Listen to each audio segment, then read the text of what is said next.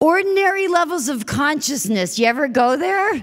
I'm there quite a bit, I notice. I'm there quite a bit. Do you ever judge yourself and then judge yourself for judging yourself? It's so funny how we do as human beings. It's amazing, you know. I know I judge. I'm self-righteous. My ego is enormous, and I'm self-righteous. And I don't know if you guys have ever been in traffic where there's this beautiful old lady in front of you going kind of slow. Someone you would normally help across the street, but something about your car makes you like, hey, Mabel, out of my way! I gotta go bring joy and laughter to the people! My comedy show trumps your casserole delivery or bingo game or whatever kind of thing you got going on there, old lady, I don't like you at all. And I'm like judging her, judging the guy behind me for tailgating, multi-directional judging. And I don't like who I'm being. You never like who you're being when you're like that. And you can feel, if you're sensitive, you can feel the chemicals going through your body, the judgmental funkatonins, they're called. I'm not a doctor, but I know this, you know, that there are SFRIs, selective funkatosis reuptake inhibitors. And, you know, if you take those, you can flood your synapses with funkatosis, and I don't know what I'm talking about. But no, because you don't like who you're being when you're like that. So I'm like, okay, well, I'm late for the gig. I can't stop. I'm late for the gig. I gotta, okay, I'll may all sentient beings be happy and free, yeah, you know. I get to the gig and I'm like, hi, I'm Vanda, nice to meet you. It's crazy what we do. I can't stand it sometimes. But you can't judge yourself for judging yourself. That's the trap, you know.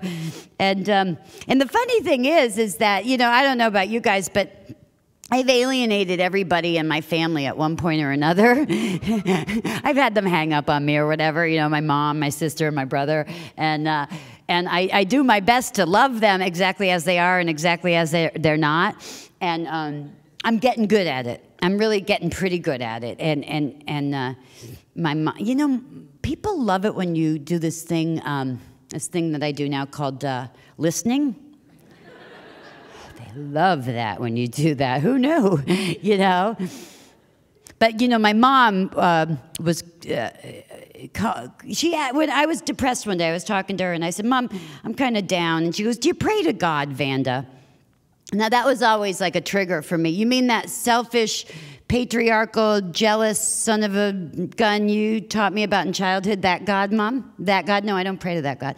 Instead of going there, I said, oh my God, maybe this is a door. You know, I go, Mom, when you say God, what do you mean? What do you mean? Like, because we might be on the same page and not even know it. You know, and I said, you say he. Is it because there's masculinity involved, or is that just a convenient pronoun? And she says, oh, no, that's just a convenient pronoun.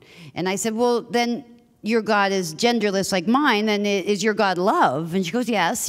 And is your God everywhere? Yes. I go, Mom, we're on the same page. And we don't even know it, you know? It was insane. And you know, when you don't react to someone the way you used to, the way you normally do, it occurs like a chorus of angels in their world, right? It's like, oh, my daughter. And I even went to church with her, you know? She's 75 now.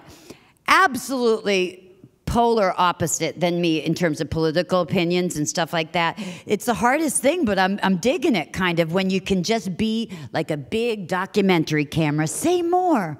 I don't know how much longer you'll be around. I don't care if you are a teabagger, having the teabagger parties and whatever you're doing, your political, you know, swing way out, way to the right. I don't care, you know. No, so my mama, God bless her. That's maturity, though, isn't it? When you can just finally, like, be with your mom exactly as she is and exactly as she isn't. Oh, I look forward to doing that with everybody all the time, you know. Because I'm pretty ordinary sometimes. I'm pretty ordinary. You guys judge people? You ever judge? Do you ever judge and pretend that you're not judging? That's funny. I call it enlightened judging. Where you go, you know, This isn't a judgment, it's an observation. It's a scientific approach, right? Like you got a petri dish right there, and you're just going to observe, you know. And then there's the loving approach.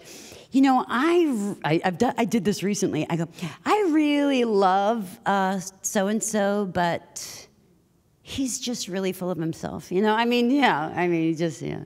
And then the scholarly approach. Oh, I just think it's interesting that...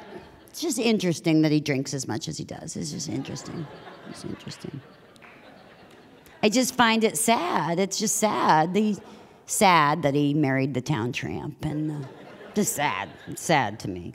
You know, or maybe you like the one approach I've been in for a while is I've done quite a bit is the psychotherapeutic approach, where you raise the level of your judgment to a diagnosis. Like you're all of a sudden a doctor, right? You're like.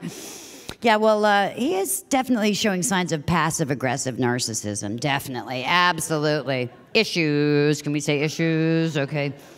Just saying boundaries, set your boundaries. Boundaries. Usually boundaries are a good idea, but when yours can be seen from outer space,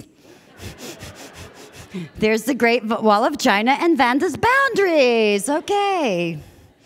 Maybe Vanda should look at what she's creating in her reality.